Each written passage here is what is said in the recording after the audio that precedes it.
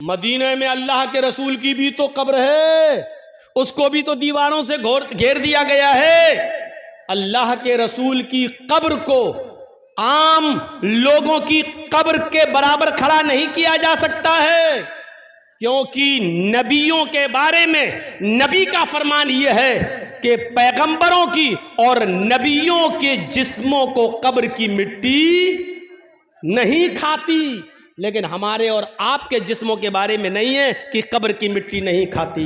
नबियों के बारे में अल्लाह के रसूल का यह फरमान है कि नबियों को वहीं दफन किया जाता है जहां उनका इंतकाल होता है, जहां उनकी रूह निकलती है वहीं पर उनको दफन किया जाता है। नबियों के लिए मसाइल अलग हैं और अवाम के लिए मसाइल अलग हैं, लिहाजा नबी की कब्र को हम आज की कब्र पर महमूल नहीं कर सकते हैं। अल्लाह के रसूल का ही यह फरमान है कि नबियों को वहीं दफन किया जाता है जहां उनकी रूह निकले, यानी मुझे भी वहीं दफन करना जहां मेरा इंतकाल हो। नबी अकरम ने यह फरमा कर साफ कर दिया कि मेरी कब्र वहीं होगी जहां मेरा इंतकाल होगा। नबियों की कब्र को खोद कर नहीं निकाला जा सकता है, लेकिन किसी इंसान को गाड़ दिया जाए, किसी इंसान को दफन कर दिया जाए और पता चले कि यहाँ तो मस्जिद थी, मस्जिद में एक आदमी को दफन कर दिया गया, अगर 10 साल बाद 20 साल बाद भी पता चले तो फिर उस कब्र को खोदा जाएगा। अगर उसमें से कुछ हड्डियां मिलती हैं तो उनको निकाला जाएगा और उनको मुसलमानों के कब्रस्तान में मुंतकिल कर दिया जाएगा और कब्र को जमीन के लेवल पर करके उस पर नमाज पढ़ी जाएगी। अगर 10, 15, 20 साल के बाद अगर उसमें हड्डियां भी ना मिले, जब कब्र को खोदा जाए तो उसमें हड्डियां भी ना मिले, क्योंकि जिस्म इंसान का मिट्टी से बना हुआ और जिस्म को मिट्टी बन जाना है। अब अगर हड्डियां नहीं मिलती हैं तो उस कब्र से 1-2 तसला, 1-2 बड़ा बर्तन भरकर मिट्टी निकाली जाएगी और उसको मुसलमानों के कब्रस्तान में मुंतकिल कर दी जाएगी और इस कब्र को जमीन के बराबर करके उस पर नमाज पढ़ी जाएगी। लेकिन मसला है वो अपनी जगह पर कायम रहेगा। आप उसकी चाहे कितनी दीवारें खड़ी कर दें, चारों तरफ से उसको कितना भी घेर दें, लेकिन जिस कब्र मस्जिद के अंदर कब्र है उस मस्जिद के अंदर नमाज नहीं होगी, नहीं होगी, नहीं होगी। ये उसी नबी का फरमान है जिस नबी का फरमान ये है कि नबियों को वहीं दफन किया जाता है जिस जगह नबियों का इंतकाल होता है। उसी नबी का यह भी फरमान है कि अपने घरों को कब्रस्तान मत बनाओ। यह भी कहा उसी नबी ने, लानतुल्लाहि अलल यहूदी वन नसारा इत्तखज़ू कुबूर अंबियाहिमुल मसाजिद। अल्लाह की लानत हो यहूद और नसारा पर जिन्होंने अपने अपने नबियों की कब्रों को मस्जिद बना लिया है। मेरे भाइयों, कब्रों को मस्जिद नहीं बनाया जा सकता है, मस्जिद में कब्र नहीं बनाई जा सकती है। लिहाजा इस हदीस को अपनी जगह पर, ये मसले पुराने हो चुके हैं, अब लेटेस्ट मसाइल की तरफ आइए, नए नए मसाइल की तरफ आइए। वक्त की ज़रूरत है नए मसाइल की तरफ आना। तो ये मसले तो बहुत पुराने हो चुके हैं, तो हमें इन मसलों को जानने की ज़रूरत है। जहाँ इस्लाम ने एहतराम इंसानियत बताई है वहीं इस्लाम के अंदर एहतराम मुस्लिम भी बताया गया है। अच्छा, अब ये अंदाजा लगाओ, जब अल्लाह ये कह रहा है कि पड़ोसी के बच्चों को प्यार और मोहब्बत की नजर से देखो, तो इसका मतलब क्या हुआ? अपने बच्चों से कितना प्यार करो। ये आप अंदाजा लगा सकते हैं ना।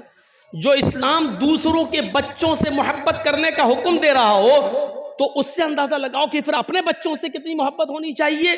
जो इस्लाम पूरी इंसानियत के साथ अच्छा सलूक करने का हुक्म दे रहा हो, तो फिर मुसलमानों के साथ अच्छा सलूक करने का उसमें कितना हुक्म होगा। या अय्युहल्लज़ीना आमनुत्तकुल्लाह हक़्क़ तुक़ातिह वला तमूतुन्ना इल्ला व अंतुम मुस्लिमून वअतसिमू बिहब्लिल्लाहि जमीअन वला तफर्रक़ू। इसके बाद वज़कुरू निअमतल्लाहि अलैकुम इज़ कुंतुम अअदाअन फ़अल्लफ़ बैन क़ुलूबिकुम फ़अस्बहतुम बिनिअमतिही इख़वाना। याद करो, आए मुसलमानों, याद करो उस दिन को, उस दौर को याद करो। वज़कुरू निअमतल्लाहि अलैकुम इज़ कुंतुम अअदाअन, कि तुम आपस में एक दूसरे के दुश्मन थे। फ़अल्लफ़ बैन क़ुलूबिकुम, अल्लाह ने तुम्हारे दिलों में उल्फत डाल दी। फ़अस्बहतुम बिनिअमती इख्वाना, तो तुम अल्लाह की इस नेमत से, इस्लाम की नेमत से, कुरान की नेमत से, नबी की नेमत से तुम आपस में भाई भाई हो गए। अल्लाह ने हमें उस दौर को याद दिलाया जब हम आपस में एक दूसरे के दुश्मन थे, एक एक रोटी और एक एक बोटी के पीछे हम एक दूसरे का कत्ल कर दिया करते थे। एक गांव के एक आदमी की बकरी दूसरे के गांव के खेत में, एक आदमी के खेत में चली गई, इतनी सी बात को लेकर झगड़ा शुरू होता है दोनों कबीलों और दोनों खानदानों के बीच में। जानते हो ये लड़ाई कितने दिन तक चली? ये लड़ाई 27 साल तक चली। ये लड़ाई 27 साल तक, और 27 साल के बाद जब ये लड़ाई बंद होती है तो दोनों तरफ से मरने वालों की तादाद गिनी जाती है, तो मरने वालों की तादाद थी 40,000। एक बकरी की वजह से, वो भी सिर्फ थोड़ी सी घास खा ली थी, इतनी सी बात पर दोनों कबीलों में लड़ाई चलती है। तो कितने साल तक चली? 27 साल। और 27 साल के बाद जब बंद होती है तो दोनों तरफ से मरने वालों की गिनती कितनी हुई? 40,000। अंदाजा लगाओ कितने खतरनाक लोग थे, कितनी डेंजर कौम थी। हम लोग तो मौजमपुर लखीपुर को रोते हैं कि इधर जान की कोई कीमत ही नहीं है, कब मार दो और कब नदी में बहा दो। कितनी डेंजर कौम थी। लेकिन ये डेंजर कौम भी जानते हो कितनी हमदर्द बन गई इस कुरान की नेमत से कि एक गज़वे में, गालिबन गज़वे ज़ातिर रिक़ा के मौके पर सहाबा जंग लड़ते लड़ते जख्मी हो जाते हैं। कोई इस झाड़ी के नीचे, कोई उस झाड़ी के पास, कोई उस पहाड़ी के पास। एक सहाबी पानी लेकर घूम रहे हैं कि कोई जख्मी मिले उसको पानी पिलाऊं। उसकी नजर झाड़ी के किनारे पड़े हुए एक सहाबी के ऊपर पड़ती है जो जख्मों से चूर रहे और चीख रहे हैं, पानी पानी। ये सहाबी उसके पास पहुंचते हैं, उनको उठाते हैं, सर पकड़कर अपनी रान के ऊपर रखते हैं, उनको पानी का गिलास उनके मुंह में रखते हैं, देते हैं कि पानी पियो। जैसी पानी का गिलास उनके होठों तक जाता है, अभी वो पीते नहीं कि दूसरी झाड़ी से आवाज आती है, पानी, काश मुझे भी पानी मिल जाए, या थोड़ा सा पानी तुम मेरे लिए भी छोड़ देना। ये खुद प्यासा था, इसने पानी नहीं पिया, छोड़ दिया और कहा मेरा भाई मुझसे भी ज्यादा प्यासा है, मुझसे भी ज्यादा पानी का मुतलाशी है, लिहाजा जाओ पहले तुम उसको पानी पिला दो।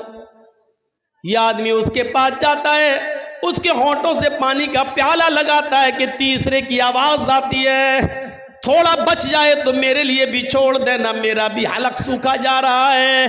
दूसरे आदमी ने तीसरे की तरफ रेफर कर दिया, नहीं नहीं मैं रह सकता हूं, मेरा भाई मुझसे भी ज्यादा प्यासा लग रहा है, जाओ तुम पहले उसको पानी पिलाओ। ये पानी पिलाने वाला तीसरे के पास जाता है, उसको उठाता है, पानी का प्याला जमीन पर रखकर उसको सहारा देकर उठाकर अपने सीने पे लगाता है, फिर पानी का प्याला उठाकर उसके हलक में डालने की कोशिश करता है, उसके होंठ पे लगाता है, होंठ हिल नहीं रहे हैं।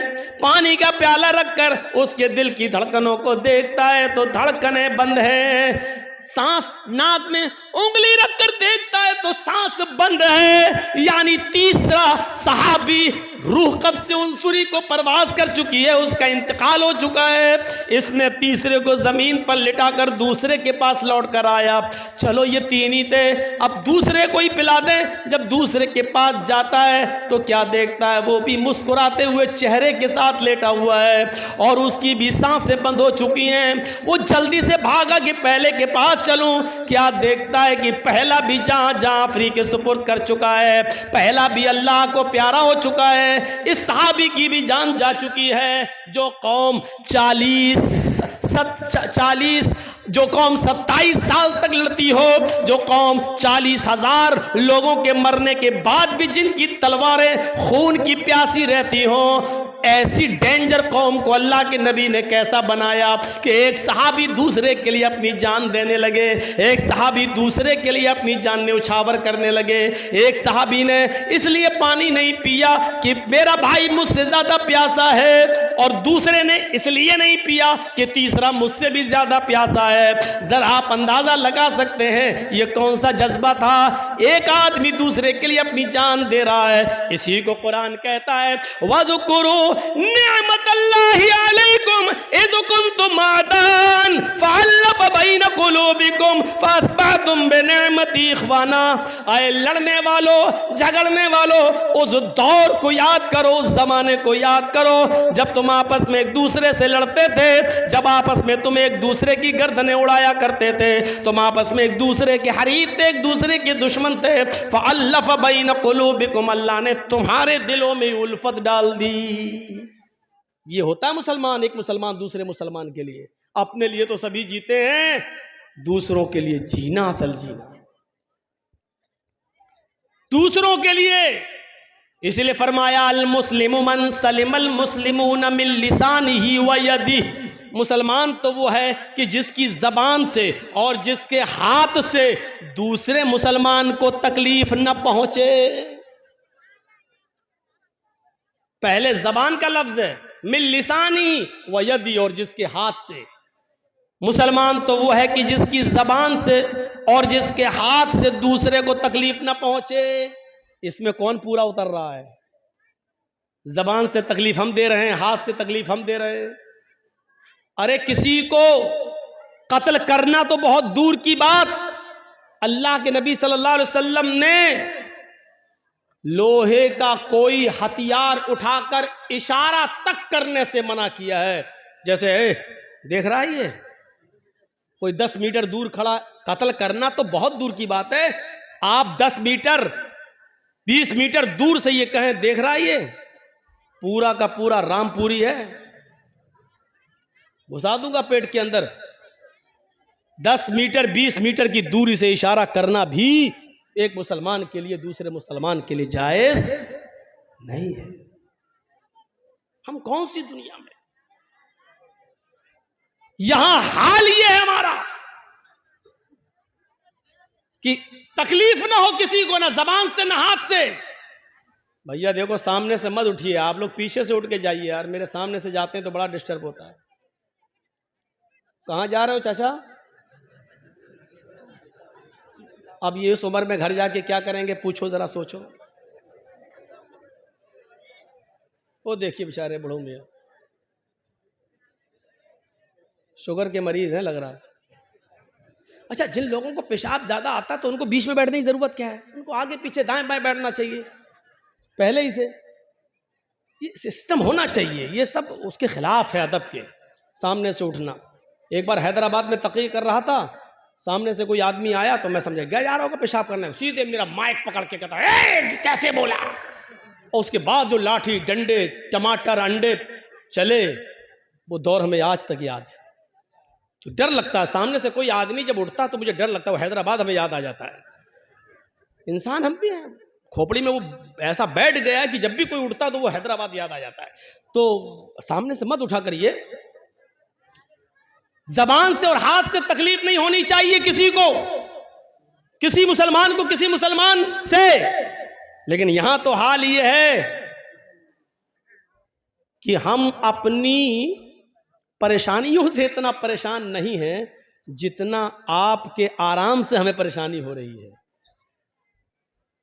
हमें अपनी दाल से इतनी परेशानी नहीं हो रही जितना आपके गोश्त से हमें परेशानी हो रही है।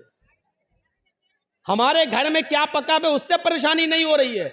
आपके घर में कुकर की सीटी से आने वाली बिरयानी की खुशबू हमें और परेशान कर देती है कि ये आदमी हमसे ज्यादा अच्छा कैसे खा रहा है। ये सूरत हाल हो चुकी है आज की। हम दूसरे को बर्बाद करने के चक्कर में लगे हुए, मिटाने के चक्कर में लगे हुए हैं। और आदमी ये नहीं सोचता कि आप दूसरे के लिए जो कुआं खोद रहे हैं उसमें आप भी गिर रहे हैं।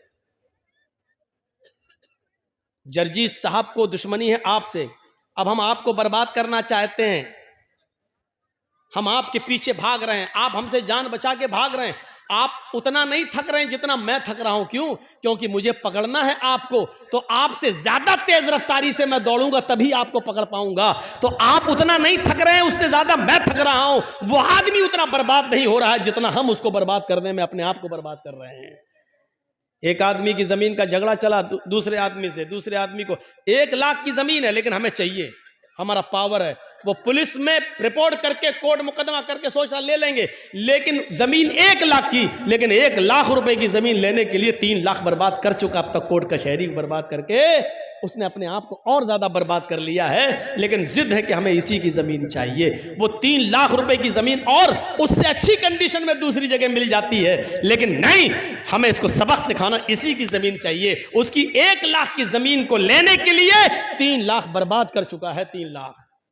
मेरे इटावा में एक मौलवी है जो हमें बर्बाद करने के चक्कर में हमारा 5 लाख बर्बाद हुआ तो वो 20 लाख बर्बाद कर चुका है। कितने ये जो टीवी पे जो खबरें आती है ना, ममता का मौलाना और जो जहरीला मौलाना, मैं भी सोचता हूं ये टीवी वालों को देता कौन है।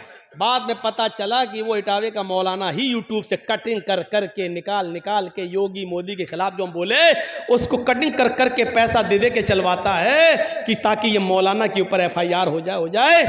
अगर हमें बचने के लिए मेरा 2, 4, 5 लाख खर्च हुआ तो वो बेचारा अब तक 20 लाख खर्च करके अपने आप को बर्बाद कर चुका है। और इसके बाद भी हालत ये है कि पूरे हिंदुस्तान में एक भी जगह अब उसको बुलाया नहीं जा रहा है, उसको निमंत्रण नहीं दिया जा रहा है, उसको कहीं दावत तक नहीं दी जा रही है, क्योंकि वो आदमी, जाति दुश्मनी तो एक दूसरे की माफ की जा सकती है, लेकिन जमाती दुश्मनी बहुत बुरी होती है। उसने पूरे जमात के साथ जो धोखाधड़ी की है, इसी वजह से कोई उसको दावत नहीं दे रहा है।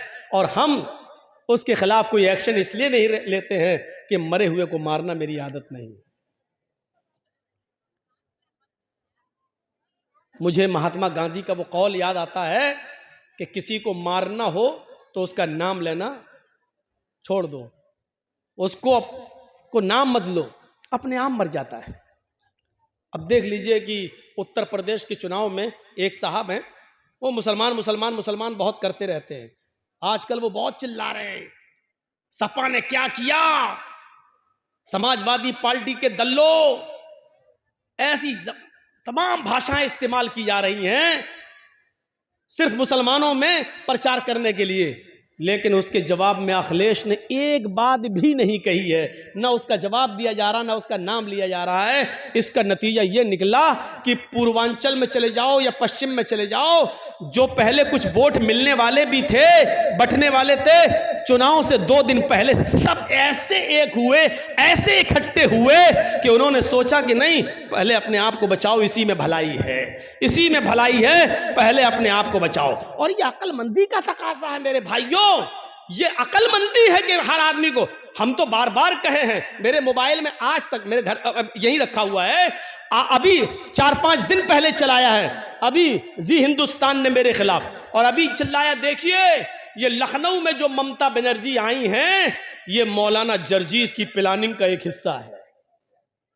अब बताइए, ये जी हिंदुस्तान ने चलाई है, मेरे पास रखी हुई है वो रिकॉर्डिंग। मैं जब टीवी में आ रहा था मैंने वो बना लिया, उसकी वीडियो बना ली, 2 मिनट की मैंने वीडियो बना ली कि देखिए ये उसी प्लानिंग का हिस्सा है। मौलवी जर्जीस जो बंगाल में बोला, ममता बनर्जी वही लखनऊ में बोल रही हैं, इनकी दोनों की भाषा एक है। ये सब मुसलमानों को एक करने के लिए आए हैं। जर्जीस ने बंगाल में मुसलमानों को एक किया, ममता बनर्जी यहां उत्तर प्रदेश में मुसलमानों को एक करने आई। यानी इस तरीके से ये बोला जा रहा है, इस तरीके से।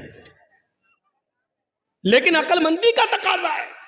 मैंने शायद कहीं मिसाल दी थी मेरे भाइयों की, जंगल में शेर और भेड़िया और लोमड़ी, इन तीनों ने शिकार के लिए तीनों निकले।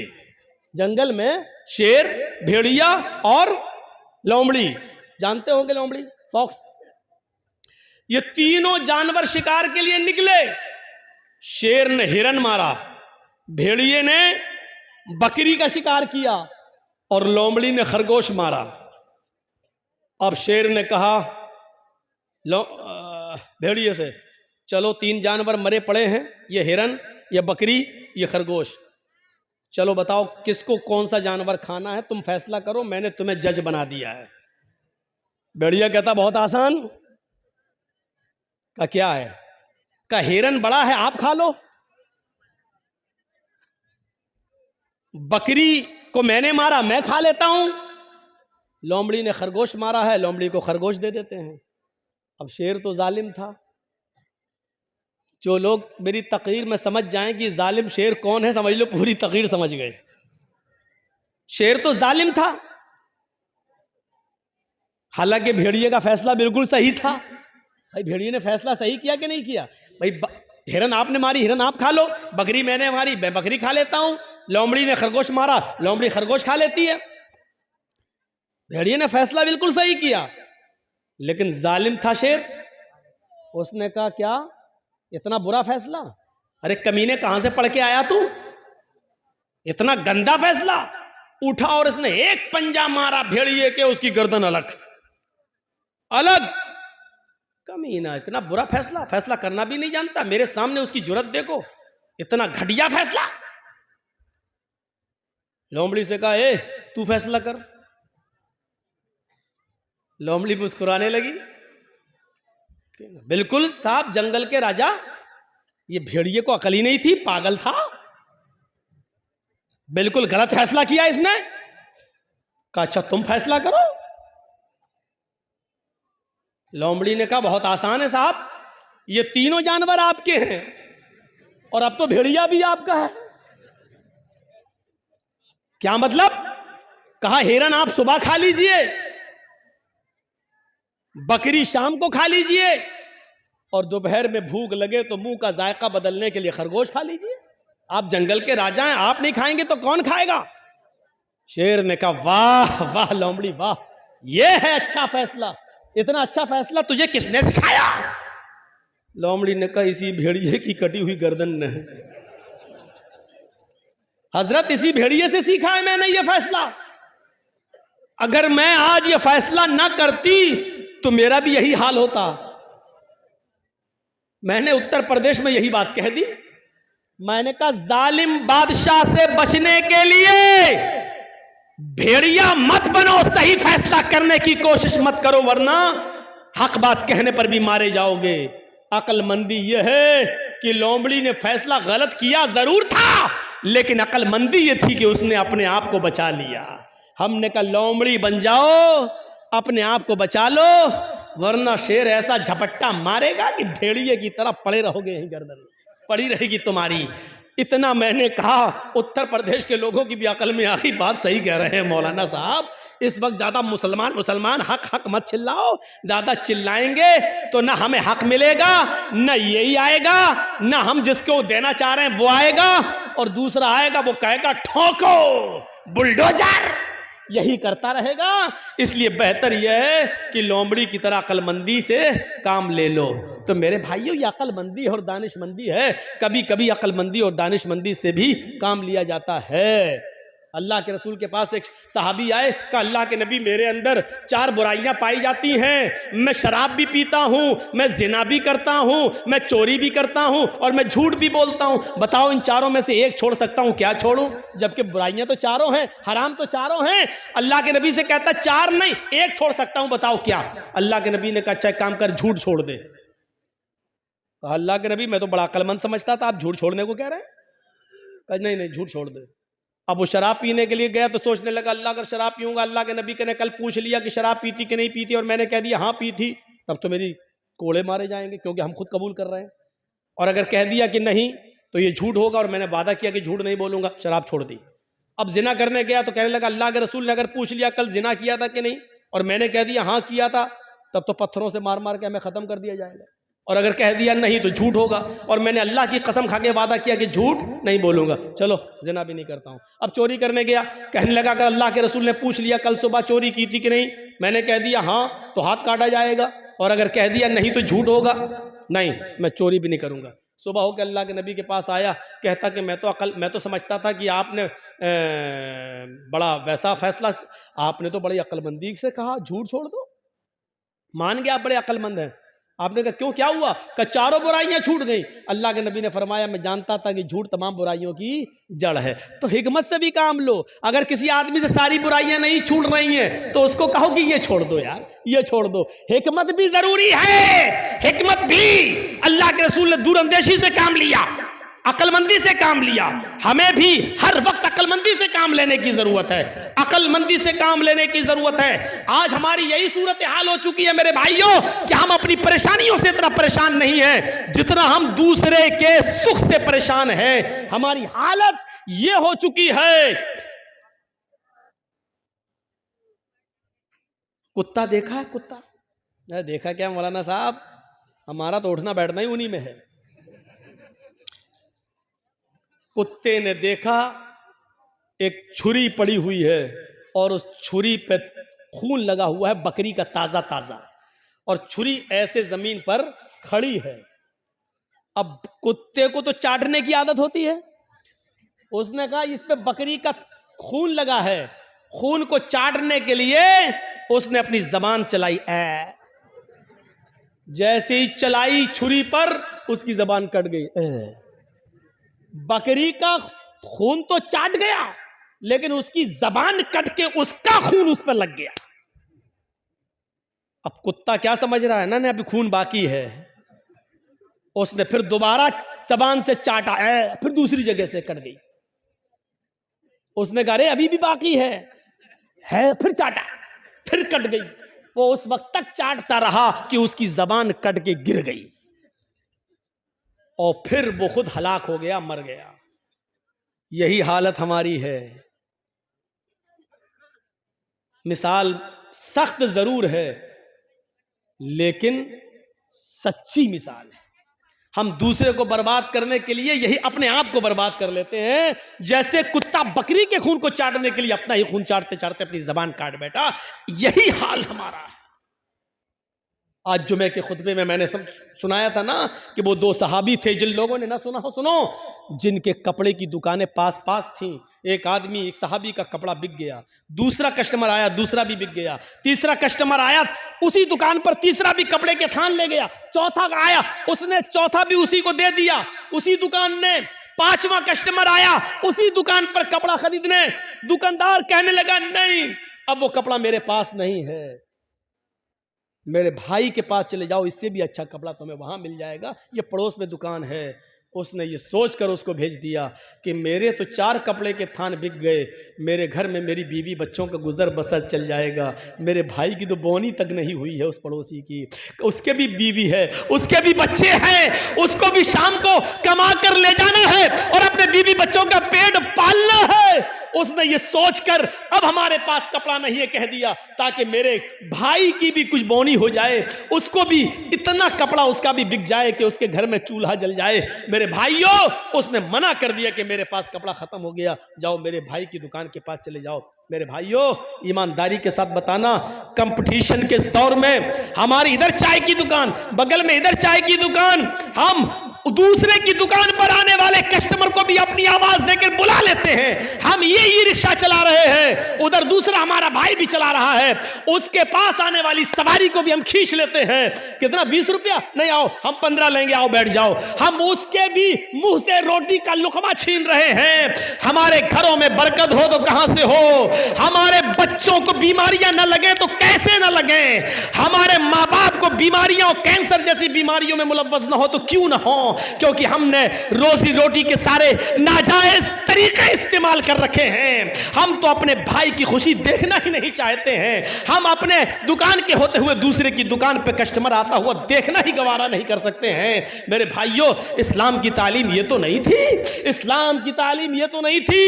इमाम अहमद इब्न हंबल रहमतुल्लाह अलैह के पास एक बूढ़ी औरत आती है और सुनो, आए बीड़ियों का धंधा करने वालों सुनो, आए तंबाकुओं के धंधे करने वाले सुनो, आए सूद और ब्याज के खाने वालों सुनो, आए लंबे चौड़े बैंक बैलेंस बनाने वालों सुनो, आए बैंकों की नौकरियां करने वालों सुनो। इमाम अहमद इब्न हंबल रहमतुल्लाह अलैह के पास एक बूढ़ी औरत आती है और कहती है, इमाम मोहतरम, कहा जी एक मसला पूछने आई हूं, मेरी माँ बहनें सुने। उस जमाने की औरतें, और वो भी बूढ़ी औरतों में कितना तकवा हुआ करता था। कहा इमाम साहब मैं चरखा चलाती हूँ, चरखा तो जानते हैं ना, मैं चरखा चलाती हूँ, दूसरे लोग अपना सूत दे जाते हैं धागा, मैं उसको बना के फिराती हूँ और उनसे मजदूरी लेती हूँ। कभी दिन में और कभी ओवर टाइम करती हूँ तो रात में भी चलाती हूँ। मैं चिराग जलाकर मैं चरखा चलाती हूँ। जब मेरे पास तेल होता है तो मैं चिराग अपना जलाती हूँ और सूत फिराती हूँ। इमाम साहब उसकी मजदूरी में लेती। कहा इसमें बुराई क्या है? कहा मैं ये नहीं पूछने आई हूं कि बुराई क्या है, मैं ये पूछने आई हूं कि कभी कभी मेरे पास चिराग जलाने के लिए तेल नहीं होता। अच्छा तो मैं सोने के लिए बिस्तर पर जाना चाहती हूं, लेकिन देखती हूं कि पड़ोसी के घर में चिराग जल रहा है और उसके घर के चिराग की रोशनी मेरे आंगन में आ रही है। मैं अपना चरखा लेकर उस आंगन में बैठ जाऊं और उस पड़ोसी के घर से जो चिराग जल रहा है, मैं मांगने नहीं गई उसकी रोशनी, लेकिन उसकी रोशनी ऑटोमेटिक मेरे घर में आ रही है। अगर मैं उसके चिराग की आने वाली रोशनी में अगर सूत फिरा लूं और चरखा चला लूं और ये चलाकर मैं अपने मालिक से उसकी मजदूरी ले लूं, तो ये कमाई मेरे लिए हराम तो नहीं होगी? मेरे लिए ये मजदूरी हराम तो नहीं होगी? मैंने चोरी नहीं की है, मैंने उससे चिराग में का तेल नहीं मांगा है, उसके घर में चिराग जल रहा है और उसकी रोशनी मेरे घर आ रही है, उसकी रोशनी मेरे घर आ रही है। अगर मैं उसकी रोशनी में सूत फिरा लूं और इसकी मजदूरी में ले लूं तो ये मेरे लिए हराम तो नहीं होगी? ये खाकर कहीं मैं अजाब कब्र की मुस्तहिक तो नहीं बनूंगी, कहीं मैं जहन्नम में तो नहीं जाऊंगी? अहमद इब्न हम्बल रहमतुल्लाह अलैह फरमाते हैं, खातून माँ तेरे सवाल ने अहमद इब्न हम्बल के इल्म को आज शर्मिंदा कर दिया।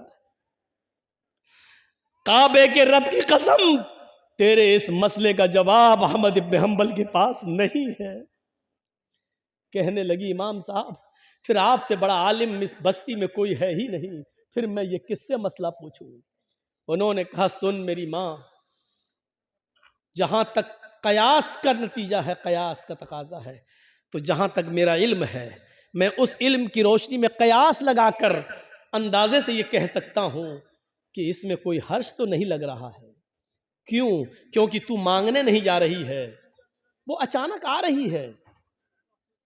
तेरे घर में भी दीवार नहीं है और उसके घर में भी कोई दीवार नहीं है और उसके चिराग की रोशनी आ रही है तेरे घर, तो इसमें तेरा क्या कसूर है? बज़ाहिर तो इसमें कोई बुराई नहीं लग रही है, लेकिन अगर तुम्हारा दिल आमादा नहीं है तो मेरी माँ इससे भी बच जाओ तो बेहतर है, इससे भी परहेज कर लो तो बेहतर है, इससे भी, क्योंकि वो है तो दूसरे ही की रोशनी, है तो दूसरे ही की रोशनी। बहरहाल अगर तुम इससे भी परहेज कर लो तो ये ज्यादा बेहतर है तुम्हारा। जब वो औरत वहां से जाने लगी बुढ़िया, तो इमाम अहमद इब्न हम्बल ने लोगों से पता लगवाया कि ये किसकी बेटी है, इसके बाप का क्या नाम था। बताया होगा किसी ने कुछ जो मेरे जहन में नहीं रहा। अहमद इब्न हम्बल फरमाते हैं कि आज के ज़माने में ऐसी बूढ़ी औरतें मौजूद हैं, ज़रूर इसका बाप कोई आलिम कुरान होगा, आलिम हदीस होगा, क्योंकि ऐसी तरबियत अपनी औलाद के अंदर कोई बड़ा आलिम ही पैदा कर सकता है। बुढ़ापे की इस दहलीज पर पहुंचकर भी इस औरत की हालत यह है, इस बुढ़िया की हालत यह है कि पड़ोस से आने वाली रोशनी में भी, उस चिराग की रोशनी में भी चरखा चलाने के बारे में सोच रही है कि ये चरखा चलाएंगे तो ये कमाई मेरे लिए हलाल होगी या हराम। तब ऐसे लोगों की नमाजें अर्श से टकराएं और अल्लाह कबूल ना करे, ऐसा हो ही नहीं सकता है। मेरे भाइयों, इधर हम नमाज पढ़ के निकलते हैं, जो मैं सर बसजदा हुआ जमी पर, तो आसमां से आने लगी ये निदा, तेरा दिल तो है सनम आशना, तुझे क्या मिलेगा नमाज। एक हमारा तकवे का हाल ये है, एक हमारी परहेजगारी का हाल यह है कि यहां से निकले नमाज पढ़ के, मालिकी यौमिद्दीन, तू कयामत के दिन का पूरा पूरा मालिक है। इय्याका नअबुदु व इय्याका नस्तईन, तेरी ही इबादत करते हैं, तुझसे ही मदद मांगते हैं। इहदिना सिरातल मुस्तकीम, जो सीधा रास्ता उस पे चला, तमाम बुरे रास्तों से बचा ले। यहां ये दुआ मांग के हटे, सलामु अलैकुम व रहमतुल्लाह, सलामु अलैकुम व रहमतुल्लाह। जैसी सलाम फेरा और मस्जिद के बाहर निकलते ही जेब में बीड़ी रखी है, निकाली और माचिस जलाई और सूरह दुखान की तिलावत शुरू, धुआं धक्कड़ शुरू। अभी 10 मिनट भी नहीं हुए ये कहते हुए कि इहदीना सिरातल मुस्तकीम, आय अल्लाह हमको सीधे रास्ते पे चला, आय अल्लाह गंदे और गलत रास्तों से हमारी हिफाजत फरमा। अब ये दुआ मांगे हुए 10 मिनट भी नहीं हुए और यहां आकर ये है हमारी इबादतों का और हमारी नमाजों का हाल। मेरे भाइयों, जायजा लो, इमाम अहमद इब्न हंबल के पास जो बूढ़ी औरत आती है, उस औरत के सवाल से जरा इबरत हासिल करो कि हमारी इबादतें अल्लाह के यहां कबूल हो भी रही होंगी या नहीं हो रही होंगी। सोचो तो सही, गौर तो करो। मेरे भाइयों, यहां आदि इब्ने उमैर है, जंग बदर में गिरफ्तार करके लाए जाते हैं। आदि इब्ने उमैर है, गिरफ्तार करके लाए जाते हैं, पकड़ के लाए जाते हैं, पैरों में बेड़ियां डाल दी जाती हैं। ये आदि इब्ने उमैर मुसाब इब्ने उमैर के भाई हैं, भाई मोमिन है और आदि काफिर है। मुसाब सहाबी और आदि काफिर, दोनों भाई हैं, सगे भाई हैं। अल्लाह के नबी सल्लल्लाहु अलैहि वसल्लम ने फरमाया कि जो गिरफ्तार करके काफिर लाए गए उनके पैरों में बेड़ियां डाल दो। आदि के पैरों में जब बेड़ियां डाली जाने लगी तो मुसाब इब्ने उमैर वहीं खड़े हो गए और जो उनके पैरों में बेड़ियां डाल रहा था सहाबी, आदि इब्ने उमैर के पैरों में वहीं खड़े होकर मुसाब इब्ने उमैर कहने लगे, आए सहाबी अपने दोस्त से, आए दोस्त इसके पैरों में बेड़ियां जरा टाइट डालो, यहां से कस दो, मैं इसको अच्छी तरीके से जानता हूं, ये लॉक तोड़ने में, जंजीर तोड़ने में बड़ा माहिर है, यहां से टाइट कर दो वरना ये तोड़ के भाग जाएगा। जब मुसाब इब्ने उमैर ये कह रहे थे कि इसके पैरों में यहां से टाइट करो, यहां से टाइट करो, यहां से लॉक लगाओ, तो आदि इब्ने उमैर को इतना गुस्सा आ रहा था कि मारे गुस्से के आदि चीख पड़ा, आए मुसाब तुझे शर्म आनी चाहिए, तू उसी उमैर का बेटा है जिसका बेटा मैं हूं, तेरी रगों में उसी बाप का खून दौड़ रहा है जिसका खून हमारी रगों में दौड़ रहा है, लेकिन आज तुझे भाई कहते हुए शर्म आ रही है। तेरी गैरत कैसे गवारा कर रही है कि तेरी आंखों के सामने तेरे सगे भाई के पैरों में बेड़ियां डाली जा रही हैं और तू देख रहा है खड़े होकर, और देख ही नहीं रहा है बल्कि मशवरा दे रहा है कि यहां से टाइट करो। थूकता हूं तुझ पर, भाई कहते हुए शर्म आती है तुझे। इधर मुसाब इब्ने उमैर कहते हैं, चुप, खामोश, तू भाई है मेरा? नहीं, तू मेरा भाई नहीं है। आदि कहता है, क्या उमैर तेरा बाप नहीं है? क्या मेरी मां तेरी मां नहीं है? क्या उमैर का खून तेरी रगों में नहीं दौड़ रहा है? क्या मेरी मां का दूध तेरी रगों में खून बनकर नहीं दौड़ रहा है? जवाब दिया, उमैर मेरा बाप है, ये सच है, तेरी मां मेरी मां है, ये सच है, तूने और मैंने एक ही मां का दूध पिया है, ये भी सच है, तेरी और मेरी रगों में एक ही बाप का खून दौड़ रहा है, यह भी सच है, लेकिन यह सच नहीं है कि तू मेरा भाई है। जानता है मेरा भाई कौन है? आदि ने कहा, फिर कौन है अगर मैं तेरा भाई नहीं हूं? मेरा भाई वो है जो तेरे पैरों में बेड़ियां डाल रहा है? ये तेरा भाई है? हाँ, इसलिए कि मेरे भाई ने कलमा पढ़ा है, अशहदु अल्ला इलाहा इल्लल्लाह व अशहदु अन्ना मुहम्मदन अब्दुहु व रसूलुहु। बुखारी शरीफ की हदीस के इस वाक़े से हमें यह पता चलता है मेरे भाइयों कि इस्लाम लाने के बाद, ईमान कलमा पढ़ने के बाद, ला इलाहा इल्लल्लाह मुहम्मदुर रसूलुल्लाह का इकरार करने के बाद, इस्लामी रिश्ते से कलमे की बुनियाद पर अपने एक साथी की जो इज्जत होती है वो फिर सगा भाई भी वो दर्जा नहीं रखता है। क्या जवाब दिया? खूनी रिश्ते को कुर्बान कर दूंगा, लेकिन कलमे की बुनियाद पर ये मेरा भाई है, इस रिश्ते को मैं कुर्बान नहीं करूंगा।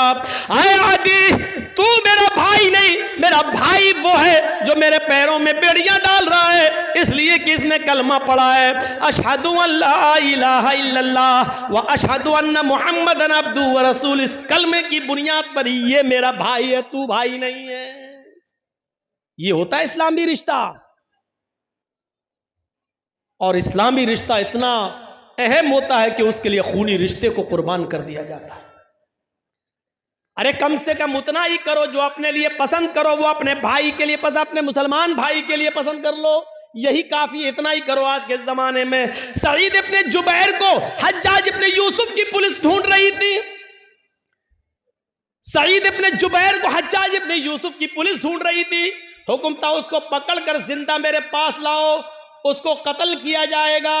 सईद इब्ने जुबैर बड़े नेक आदमी थे, लेकिन हज्जाज इब्ने यूसुफ ने बड़े नेक लोगों को ही कत्ल किया है। एक एक करके न जाने कितने सहाबा को उसने कत्ल किया है। हज्जाज इब्ने यूसुफ ने सईद इब्ने जुबैर को पुलिस ढूंढ रही थी, पुलिस तलाश कर रही थी, लेकिन सईद इब्ने जुबैर किसी के हाथ नहीं लग रहे थे।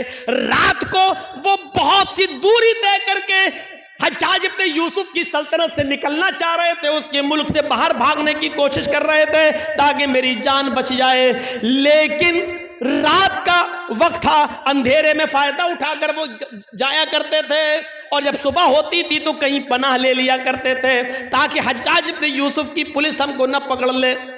एक दिन रात को इशा की नमाज के बाद किसी मुसलमान के घर वो खाना खाने के लिए रुके थे, और मुसलमानों ही में से किसी ने जासूसी कर दी। हज्जाज इब्ने यूसुफ की पुलिस को बता दिया कि सईद इब्ने जुबैर फला आदमी के घर रुके हुए हैं, और रात का हिस्सा गुजरने के बाद वो इस घर से निकलेंगे और वो फिर भागेंगे। हज्जाज इब्ने यूसुफ की पुलिस आती है और इशा की नमाज के बाद उस घर पे छापा मारती है। सईद इब्ने जुबैर पकड़ लिए जाते हैं। अब बताता हूं, जासूसी किसने की? अपनों ने। अपने ही जासूसी करते हैं। लॉकडाउन के मौके पर आपने देखा होगा, हमारे उत्तर प्रदेश में तो वही हाल था, जब हर चीज का गोश्त बंद था, कुछ नहीं ले सकते थे, और चोरी छुपे कोई अगर भैंस काट लेता था तो अपने ही लोग जासूसी करते थे, फलां के घर में भैंस हुई है, और पुलिस आकर छापा मारती थी। जितने की भैंस नहीं उससे ज्यादा जुर्माना वसूल करती थी। अपने ही जासूसी करते हैं। इनाम का लालच होगा, इतना मिलेगा। सईद इब्ने जुबैर पकड़ लिए जाते हैं और सईद इब्ने जुबैर को हज्जाज इब्ने यूसुफ के पास लाया जा रहा है। लेकिन जहां पकड़े गए वहां से हज्जाज इब्ने यूसुफ इतना दूर है कि वहां तक जाने में 1 हफ्ता लग जाएगा। घोड़े पर, ऊंट पर बैठकर सफर किया जाए तो 1 हफ्ता लग जाएगा। कितना? 1 हफ्ता। लेकिन चल रहे हैं। नमाज का वक्त होता, वो नमाज पढ़ते। सफर में रोजा माफ है, लेकिन सईद इब्ने जुबैर सफर में भी रोजा रख रहे हैं, क्योंकि उनको मालूम हो चुका है कि अब मेरी मौत का वक्त करीब है। हज्जाज के सामने मैं लाया जाऊंगा और मुझे कत्ल कर दिया जाएगा। लिहाजा वो दिन में रोजा रखना शुरू कर दिए। जहां पुलिस वाले आराम करने के लिए रुकते, वो वहीं नमाज पढ़ना शुरू कर देते और नफली इबादत करना शुरू कर देते। सईद इब्ने जुबैर की इबादत पुलिस वालों को बड़ी पसंद आई, उनका अखलाक बहुत पसंद आया। हज्जाज किन दोनों पुलिस वालों ने 3 दिन के बाद कहा, देखो सईद इब्ने जुबैर बड़ा नेक आदमी है, अगर इसको हम हज्जाज के पास ले जाएं तो हज्जाज इसको कत्ल कर देगा। बेचारा बच्चों वाला आदमी है, बीवी बच्चे इसके महरूम हो जाएंगे, और हज्जाज को क्या मालूम कि हमने इसको पकड़ा है। ऐसा करो, इस बेचारे को छोड़ देते हैं, ये नेक आदमी है, अच्छा आदमी है, हज्जाज तो जालिम है, वो इसको कत्ल कर देगा। इन दोनों पुलिस वालों ने आपस में सलाह और मशवरा किया कि इस नेक आदमी के कत्ल की जिम्मेदारी हम अपने ऊपर न लें, छोड़ देते हैं इसको। ये दोनों पुलिस वाले सईद के पास आए, कहने लगे, आए सईद इब्ने जुबैर, आए सईद इब्ने जुबैर, तुम्हारी इबादत ने, तुम्हारे अखलाक ने मेरा दिल मोह लिया है। हम नहीं चाहते कि तुम्हें हज्जाज के पास लेकर चले, मेरा दिल चाहता है कि तुम्हें हम छोड़ दें। आए हज्जाज, ये रात का वक्त है, अंधेरे का फायदा उठाओ और तुम निकल जाओ। हज्जाज को तो मालूम नहीं है कि मैंने तुम्हें गिरफ्तार कर लिया है। हम उसके पास जाएंगे और कह देंगे कि हमें सईद इब्न जुबैर मिले ही नहीं। सईद इब्न जुबैर ने कहा तुम्हारी बड़ी मेहरबानी, मैं कसीरुल अयाल हूँ, मेरे बच्चे ज़्यादा हैं, मेरी बीवी है, बच्चों का बोझ है मेरे ऊपर, अगर तुम मुझे छोड़ रहे हो तो ये तुम्हारा रहमो करम है मेरे ऊपर। अच्छा है, छोड़ दीजिए भाई, मैं आपका ये एहसान कभी भूलूंगा नहीं। उन्होंने कहा एहसान की क्या बात है, आप मुजरिम नहीं हैं, हज्जाज आपका दुश्मन है, वो आपको कत्ल करना चाहता है। जाओ आए सईद, मैंने तुम्हें छोड़ दिया है, जाओ चुपके से जाओ, निकल जाओ। सईद इब्न जुबैर बड़े खुश होते हैं कि मुझे हज्जाज के पुलिस वालों ने छोड़ दिया, लेकिन उनकी खुशी ज्यादा देर तक न रही। वो थोड़ी दूर तक आगे गए होंगे, जैसे यहां से मौजमपुर बस आपका स्टैंड 1 किलोमीटर तकरीबन गए होंगे, मुश्किल से 1 किलोमीटर गए होंगे। और जाने के बाद वहां कुछ सोचने लगते हैं और सोचकर फिर वहां से वापस आते हैं। 1 किलोमीटर गए, लेकिन कुछ उनके दिमाग में आया और वहां से सोचकर वो फिर लौटे आए। और लौट कर आने के बाद उन दोनों पुलिस वालों के पास आ गए और कहने लगे, अरे हज्जाज इब्न यूसुफ के पुलिस वालों, मुझे हज्जाज के पास ले चलो, मैं भाग कर छिप कर भागना नहीं चाहता, मुझे हज्जाज के पास ले चलो। पुलिस वालों ने कहा तुम्हारा दिमाग खराब है सईद, हज्जाज तुम्हारी जान का दुश्मन है, तुम्हें कत्ल कर देगा। कहा वो मैं जानता हूं कि वो मुझे कत्ल करेगा, फिर का इसके बावजूद मैं उसके सामने जाना चाहता हूं।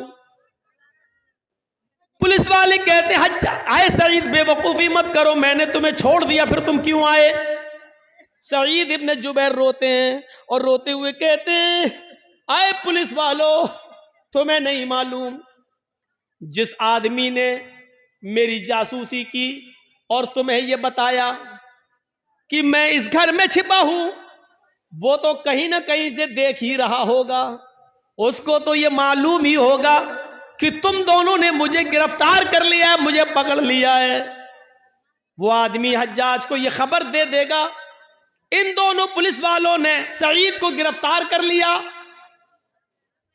आए पुलिस वालों, अगर हज्जाज को यह पता चल गया कि तुमने मुझे पकड़ लिया था और फिर छोड़ दिया, तो मैं तो बच जाऊंगा, लेकिन फिर तुम्हारा हश्र यह होगा कि तुम दोनों को खूनी चमड़े पर लिटाकर बिठाकर तुम्हारी गर्दनों को उड़वा देगा। और मैं ये नहीं चाहता कि मेरी जान बच जाए और मेरे बदले में तुम दोनों की जान चली जाए, मेरी गर्दन महफूज रहे और तुम दोनों की गर्दनें कट जाएं। अल्लाह के नबी ने फरमाया, जो अपने लिए पसंद करो वो अपने भाई के लिए पसंद करो, और जो अपने लिए पसंद न करो वो अपने भाई के लिए पसंद न करो। जब मुझे अपनी गर्दन अपने लिए कटाना पसंद नहीं है, तो अपने वजह से, मेरी वजह से तुम दोनों की गर्दनें कट जाएं, ये मुझे कैसे पसंद हो सकता है। अगर मेरे बीवी बच्चे हैं तो आपके भी तो बीवी बच्चे हैं, फिर मेरे बीवी बच्चों में मैं खुश रहूं और तुम दोनों की जान जाए और तुम दोनों की बीवी बच्चे एक दूसरे के ऊपर बोझ बन जाएं, ये इस्लाम ने नहीं सिखाया, ये हमारे नबी ने नहीं सिखाया। आए हज्जाज के पुलिस वालों, मुझे हज्जाज के पास लेकर चलो।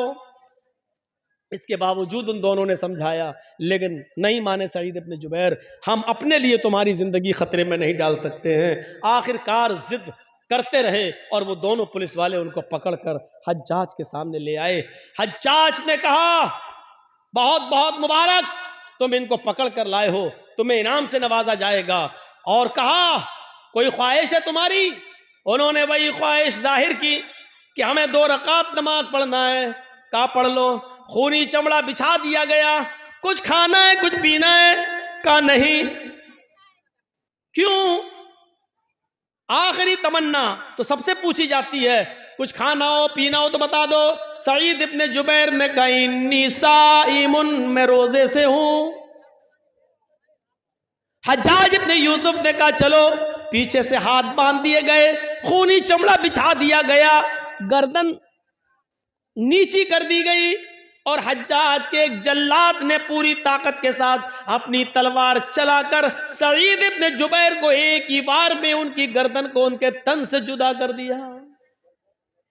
पूरा वाकया बताने का मेरा मकसद सिर्फ यह है कि सईद इब्न जुबैर ने अपनी गर्दन कटाना गवारा कर लिया, लेकिन अपनी वजह से उन दोनों मुसलमान पुलिस वालों की जिंदगी खतरे में नहीं डाली। ये मुसलमान होता है जो अपनी वजह से दूसरे को मुसीबत में नहीं डालता है, जो अपनी वजह से दूसरे को तकलीफ में नहीं डालता है। वो मुसलमान ही क्या जिसकी वजह से दूसरे को तकलीफ पहुंचे। और हम तो उस वक्त सबसे ज्यादा खुश होते हैं जब हमारी वजह से हमारा पड़ोसी बेचैन हो। उस जमाने में क्या हाल था, एक आदमी के घर में बहुत से चूहे थे जो उसको तंग करते थे। उसने लोगों से पूछा मैं क्या करूं बताओ। किसी ने कहा एक बिल्ली ले आओ, बिल्ली पाल लोगे चूहों को खाती रहेगी। उसने कहा ये तुमने सही मशवरा दिया। 3-4 दिन के बाद उसी आदमी ने पूछा क्या हुआ बिल्ली लाए? उसने कहा नहीं लाए। कहा फिर क्या हुआ? चूहे हैं अब क्या करेंगे? तो कहा बिल्ली क्यों नहीं लाते हो? कहा मैं बिल्ली खरीदने का इरादा किया कि मैं बिल्ली लाऊं और पाल लूं, लेकिन ये सोच कर नहीं लाया कि जब मेरे घर में बिल्ली आ जाएगी तो कुछ 2-4 चूहों को खा लेगी और बहुत से चूहे तो डर के मारे मेरा घर छोड़ देंगे और भाग जाएंगे, और वो घर छोड़कर भागेंगे तो मेरे पड़ोस में घुस जाएंगे। और अल्लाह के नबी ने फरमाया पड़ोसियों का बहुत बड़ा हक है। जो चीज मैं अपने लिए पसंद नहीं करता हूं चूहे वो डर के मारे मेरे पड़ोस के घर में पहुंचकर उनको वही तकलीफ दे जो मेरे घर में मुझे तकलीफ दे रहे हैं। तो ये भी तो सही नहीं है कि मैं अपनी तकलीफ से बच जाऊं लेकिन अपनी तकलीफ अपने पड़ोसी को दे दूं। ये कौन सा ईमान था यार, ये कौन सा जज्बा था है? इस जज्बे को क्या कहेंगे आप? यहां तो बदगुमानियां हमने इतनी पाल रखी है एक दूसरे के खिलाफ। हमारी मौलाना जर्जीस की आपसे बनती नहीं है। अब हमें नहीं देखना चाहते, हम आपको नहीं देखना चाहते, गुस्सा घर में ही हो। अब आपने हमारे खिलाफ बहुत कुछ पाल लिया है, अपने दिमाग में रख लिया है। अब आपका जहन वही कहेगा जो आपके दिमाग में है। अब मौलाना जर्जीस चाहे कितना अच्छा काम कर रहे हो लेकिन आपको बुरा लगेगा। अब जर्जीस साहब नमाज पढ़ के निकलेंगे तो आप क्या कहेंगे, देखो 9 चूहे खा के बिल्ली चली हज का, कितना बड़ा मुल्ला बना फिर रहा है। अच्छी तकरीर करेंगे तो कहीं देख कैसे दिखावा कर रहा है। क्यों? क्योंकि आपके दिमाग में मेरे ताल्लुक से वही भरा है। आप घर की छत पर खड़े हैं, मैं मस्जिद से निकल कर नमाज पढ़ के निकला हूं और मैं जबान में बोलता हुआ बड़बड़ाता हुआ जा रहा हूं, सुभान अल्लाह अल्हम्दुलिल्लाह, सुभान अल्लाह अल्हम्दुलिल्लाह, मुंह चल रहा मेरा। और आपकी नजर मेरी नजर से मिल गई, आप घर की छत पे खड़े हैं, मेरे होंठ हिल रहे हैं और मैंने आपको देख लिया और आपने छत पे देखा ये होंठ हिल रहे हैं, तो आप समझेंगे ये कमीना मुझे गाली दे रहा है। ये बदगुमानी है। यही कुरान कहता है या अय्युहल्लज़ीना आमनुज्तनिबू कसीरम मिनज़्ज़न इन्न बअज़ मोमिनो ईमान वालों एक दूसरे के बारे में ज्यादा बुरे गुमान मत किया करो। बाज गुमान इंसान को गुनाहगार बना देते हैं। एक लड़की हेडफोन लगाकर चली जा रही है, बातें करती हुई जा रही है, उधर चाय की दुकान पे लड़के बैठे हैं, कहते हैं देख बॉयफ्रेंड से बात करती हुई जा रही है। यही है बदगुमानी। हो सकता है कि वो अपनी माँ से बात कर रही हो सकता है कि वो हॉस्पिटल जा रही हो और उसका बाप बीमार हो, वो अपने भाई से अपने बाप की दवाओं के बारे में पूछ रही हो। हाँ, ये भी हो सकता है कि वो बॉयफ्रेंड से बात कर रही हो। लेकिन हमें अच्छा सोचने का हुक्म दिया गया है, बदगुमानी से हमें रोका गया है कि या अय्युहल्लज़ीना आमनुज्तनिबू कसीरम मिनज़्ज़न, ईमान वालों तुम ज्यादा गुमान मत किया करो, ज्यादा बदगुमानियों से बचो। इन्न बअज़ बाज़ बदगुमानियां इंसान को गुनाहगार बना देती हैं। अच्छा, जरूरी भी तो नहीं है, और ये बात जरूरी भी तो नहीं है कि हम जो सोचें वो सही हो।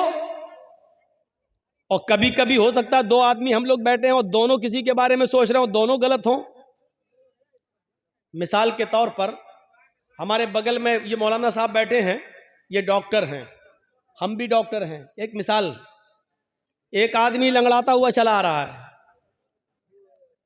जर्जी साहब कह रहे हैं कि उसके पैर में मोच आ गई है इसलिए लंगड़ा रहा है। मैं डॉक्टर हूं, मुझे तजर्बा है कि उसके पैर में मोच आ गई है इसलिए लंगड़ा रहा है। हमारे बगल में जो मौलाना है, ये डॉक्टर है, ये कह रहे हैं नहीं नहीं नहीं नहीं नहीं, उसके कमर में दर्द है इसलिए लंगड़ा रहा है। क्योंकि मैं भी डॉक्टर हूं, मुझे भी तजर्बा है, मेरा तजर्बा कहता है कि उसके कमर में दर्द है इसलिए लंगड़ा रहा है। जर्जी साहब ने कहा अगर उसके पैर में मोच ना आई हो तो 1000 रुपया मैं हार जाऊंगा। मौलाना साहब कहने लगे अगर उसकी कमर में दर्द ना हो तो 1000 रुपया मैं हार जाऊंगा। चलो 1000 रुपया दोनों मौलाना ने दिया और लियाकत साहब के पास रख दिया। लीजिए, अगर मेरी बात सही निकले तो मैं जीत जाऊंगा, इनकी बात सही निकले तो ये जीत जाएंगे। थोड़ी देर के बाद सामने लंगड़ाता हुआ आदमी सामने आ गया। जर्जी साहब ने पूछा बताओ तुम्हारे पैर में मोच है? मौलाना साहब ने पूछा कहो क्या तुम्हारे कमर में दर्द है? उस लंगड़ाते हुए चल कर आने वाले आदमी ने कहा न तो मेरे पैर में मोच है न कमर में दर्द है। जब कमर में भी दर्द नहीं है, पैर में भी मोच नहीं है, फिर तुम लंगड़ा क्यों रहे हो? उसने चप्पल दिखाई कि ये टूट गई थी इसलिए मैं लंगड़ाते हुए चल रहा था चप्पल को बचाते हुए। लीजिए साहब, जर्जी साहब ने जो सोचा, जो गुमान किया वो भी गलत, मौलाना साहब ने जो सोचा वो भी गलत। 1000 इनको इनका दे दिया, मैंने अपना रख लिया। जरूरी नहीं कि आप किसी के बारे में जो सोच रहे हैं वो सही ही हो। इसलिए कुरान कहता है ज्यादा बदगुमानी से बचो, क्योंकि बाज बदगुमानियां इंसान को गुनाहगार बना देती हैं। बाज बदगुमानियां इंसान को गुनाहगार बना देती हैं। मेरे प्यारे साथियों, तसव्वुर करो इमाम औज़ाई रहमतुल्लाह अलैह के बीवी के पास एक औरत मिलने आई। सुबह फजर की नमाज के बाद, सूरज निकलने के बाद उनसे एक औरत मिलने आई। किससे? इमाम औज़ाई रहमतुल्लाह अलैह की बीवी से। दरवाजा खटखटाया। इमाम औज़ाई रहमतुल्लाह अलैह फजर की नमाज के बाद, सूरज निकलने के बाद भी कुरान की तिलावत कर रहे थे, दुआ मांग रहे थे, चटाई पर बैठे थे। जब दरवाजे पर दस्तक की आवाज सुनी तो जाते हैं और दरवाजा खोलते हैं तो क्या देखते हैं, उनके गांव की एक औरत दरवाजे पर खड़ी है। उस औरत ने कहा इमाम साहब मुझे आपकी बीवी से मुलाकात करना है, मैं आपकी बीवी से मिलने आई हूं। इमाम औज़ाई रहमतुल्लाह अलैह ने कहा अंदर आओ। उन्होंने कुरान लिया और खुद बीवी के रूम में चले गए और अपनी बीवी से कहा तुमसे मोहल्ले की कोई औरत, गांव की कोई औरत मिलने आई। इमाम औज़ाई की बीवी निकल के आई और उस मोहल्ले की औरत को उसी चटाई के ऊपर बिठा दिया जिस चटाई पर इमाम औज़ाई कुरान पढ़ रहे थे। वो औरत जैसी ऐसे बैठी, ऐसे, तो ये पीछे चटाई पर कुछ पानी पड़ा हुआ था, वो उससे वो भीग गई, पूरा वो तर हो गई और ऐसे झटकने लगी। शर्म नहीं आती, तुमने मुझे यहां बिठा दिया। उसकी नजर पड़ी तो इमाम औज़ाई का 3 साल का बच्चा, छोटा सा बच्चा, नंगा घूम रहा था। नहीं कपड़े पहने हुए थे, छोटे छोटे बच्चे कभी ऐसे होते नंगा। वो समझी कि इस बच्चे ने पेशाब किया है इसीलिए उसकी चड्डी अड्डी उतार दी गई है, ये नंगा है और इस बच्चे के पेशाब पे हमें बिठा दिया इस औरत ने। कहने शर्म नहीं आई, तुमने इस बच्चे के पेशाब पे मुझे बिठा दिया है। इमाम औज़ाई की बीवी कहती है कि बेफिक्र रहो बहन, ये पेशाब नहीं है। अरे तुम कह रही हो पेशाब नहीं है, बच्चा नंगा घूम रहा है, उसकी चड्डी ये पड़ी हुई है, भीगी हुई चड्डी ये पड़ी हुई है और चटाई पर ये भीगा और उसकी वजह से मेरा कपड़ा भीग गया, मैं नापाक, मेरा कपड़ा नापाक हो गया। अब घर जाने के बाद कपड़ा भी धुलूं और इतना हिस्सा भी मैं अपना धोऊं। इमाम औज़ाई की बीवी कहती है मेरी बहन मैं तुमसे फिर कहती हूं कि बेफिक्र रहो, ये मेरे बच्चे का पेशाब नहीं है, आपका कपड़ा नापाक नहीं हुआ है, आपको इन्हीं कपड़ों में नमाज पढ़ लेनी है, धोने की जरूरत नहीं है। उस औरत ने कहा, इमाम औज़ाई की बीवी से इमाम साहब की बीवी मैं कैसे यकीन कर लूं, मुझे यकीन दिलाओ। अगर ये पेशाब नहीं है तो ये पानी कहां से आया? मुझे पानी की कोई बोतल नहीं दिखाई दे रही है, आसपास कोई घड़ा, कोई मटका, कोई सुराही नहीं दिखाई दे रही है, फिर ये पानी कहां से आ गया है, मुझे बताओ। इमाम औज़ाई की बीवी ने लास्ट में आकर कहा, मेरी बहन अब सुनो, बार बार कह रही हो, मैं बताना नहीं चाहती थी लेकिन अब बताना पड़ रहा है। ये जिसको तुम पानी समझ रहे हो ये पानी नहीं है, ये मेरे शौहर हैं। इमाम औज़ाई ये फजर की नमाज पढ़ने के बाद घर में आते हैं, सूरज निकलने तक ये कुरान की तिलावत करते हैं इसी चटाई पर बैठकर, और जब सूरज निकल जाता है तो उसके बाद में ये दुआ मांगते हैं, मग़फ़िरत, तौबा करते हैं, इस्तिग़फ़ार करते हैं। और जब अल्लाह से ये तौबा करते हैं, मग़फ़िरत की दुआ करते हैं, इस्तिग़फ़ार करते हैं, तो इतना रोते हैं, इतना रोते हैं, इतना रोते हैं कि इनके आंखों के आंसुओं से ये चटाई तर हो जाती है। आए इस गांव की औरत मेरी बहन, जिसको तुम पानी समझ रही हो ये पानी नहीं है, ये मेरे शौहर इमाम औज़ाई की आंखों से गिरने वाले आंसू हैं। उन आंसुओं की वजह से ये चटाई भीग गई है और उस चटाई पर तुम बैठ गई हो। ये आंसू हैं, पानी, पेशाब नहीं है। बेफिक्र होकर तुम नमाज पढ़ सकती हो, तुम्हारा कपड़ा नापाक नहीं हुआ। आप गौर कीजिए, लड़का नंगा है, उसका ऊपर चड्डी उसकी वही पड़ी हुई है। गांव की औरत ने भी यही सोचा कि ये पेशाब होगा क्योंकि बच्चा नंगा घूम रहा है, लेकिन जरूरी नहीं कि उसने जो सोचा वो सही हो। हम कभी कभी कुछ और सोचते हैं और निकलता कुछ और है, हकीकत कुछ और होती है। इसलिए इस बात को सोचने की कोशिश जरूरत है, हम किसी के बारे में ज्यादा बदगुमानी ना करें। अमीर माविया रहमत रजी अल्लाह ताला अन्हु की बीवी भी अपने घर में मेहमान नवाजी पसंद नहीं करती थी। मेहमान आ जाए, बहुत सी औरतें ऐसी होती हैं, घर में खूब अच्छा खाओ पकाओ, शौहर बच्चों को खूब खिला देंगी, लेकिन जहां उनके घर 2 दिन मेहमान आ जाए, 2 मेहमान लो आ गया, अब इसके लिए जागो, ऐसा लगता है ये शादी करके नहीं लाया, नौकरानी बना के लाया हमें अपने घर में। अमीर माविया के घर में एक मर्तबा एक मेहमान आया और उसने कहा कि मुझे 2-3 दिन रुकना है। कहा ठीक है रुको, बाहर का कमरा दे दिया, खाना वाना खिलाया। अमीर माविया की बीवी को मेहमान नवाजी पसंद नहीं थी, वो सोचने लगी कि कुछ कमी निकालूं। कहा क्यों, ये मेहमान है, कहाँ, कितने दिन रहेंगे? कहा पता नहीं कितने दिन रहेगा, 3 दिन तो वैसे ही उसका हक है, 3 दिन तक तो मैं उसको कुछ कह ही नहीं सकता, 3 दिन के बाद अगर रहता है तो उसकी मर्जी। अच्छा ठीक है। शाम का वक्त हुआ, इमाम अमीर माविया की बीवी ने सोचा कोई ऐसी कमी निकालूं, इसको घर से निकलवा दूं।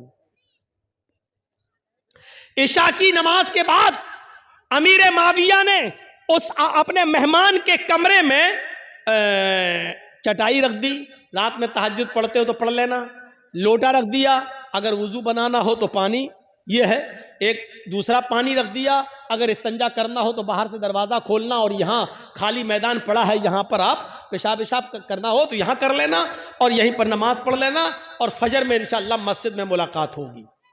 ठीक है। बाहर का सिस्टम सब अलग करके अमीर माविया सो गए। थोड़ी देर के बाद जब उनकी बीवी ने देखा कि अमीर माविया सोए हुए हैं, रात काफ़ी हो गई है, कहा कि उठें और देखें कि मेहमान क्या कर रहा है। मेहमान अगर जग रहा हो और कुछ उल्टी सीधी खुराफात कर रहा हो तो अमीर माविया को जगाऊं और कहूं कि और उसको निकाला जाए।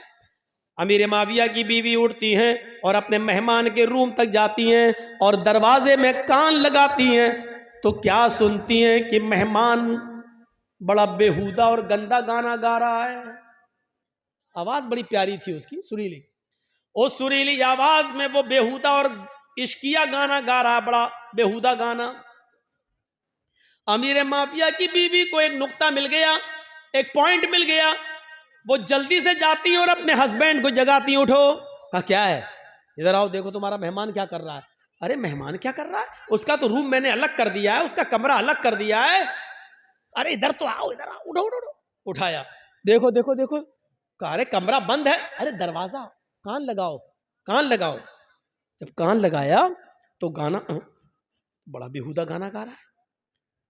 अमीर माविया से कहने लगी, देखो अभी भी इसको घर में रखोगे, ये ऐसा गाना गा रहा है, लगता है जैसे इसके घर में कोई माँ बहन बेटी ना हो, ऐसा गंदा गाना।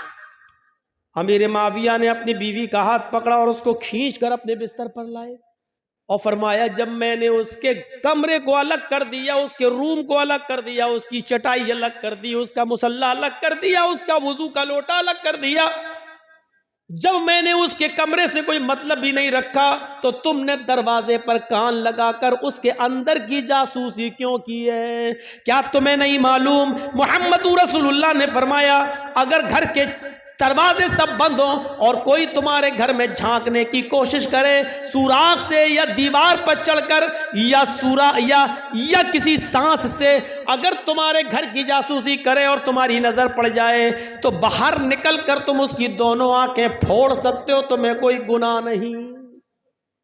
तुम उसकी जासूसी क्यों कर रही हो? वो अंदर क्या कर रहा, हमें क्या मतलब? भाई अंदरूने खाना से हमें क्या मतलब? वो घर के अंदर क्या कर रहा है, तुम्हें किसी के घर के अंदरूनी मामले से क्या लेना देना? तुमने जासूसी क्यों की? अमीर माविया की बीवी बोलती, अब भी मुझी को कहोगे? कहा हाँ तुम्ही को कहूंगा, अल्लाह के रसूल ने जासूसी से मना किया, तुमने जासूसी क्यों की? चलो लेट जाओ, सो जाओ। ये देखो, इनको बताया तब भी हम ही को डांट रहे हैं। ठीक है ठीक है, सोती हूं। अब वो सोने लगी। अब अमीर माविया देख रहे हैं कि ये सो जाए तब मैं जाऊं उसको समझाऊं, अकेले में ये सो जाए। अब वो देख रहे सोए कि नहीं। काफी देर के बाद उसको नींद आई और थोड़ी देर के बाद नाक का जनरेटर चलने लगा, खर्र खर्र।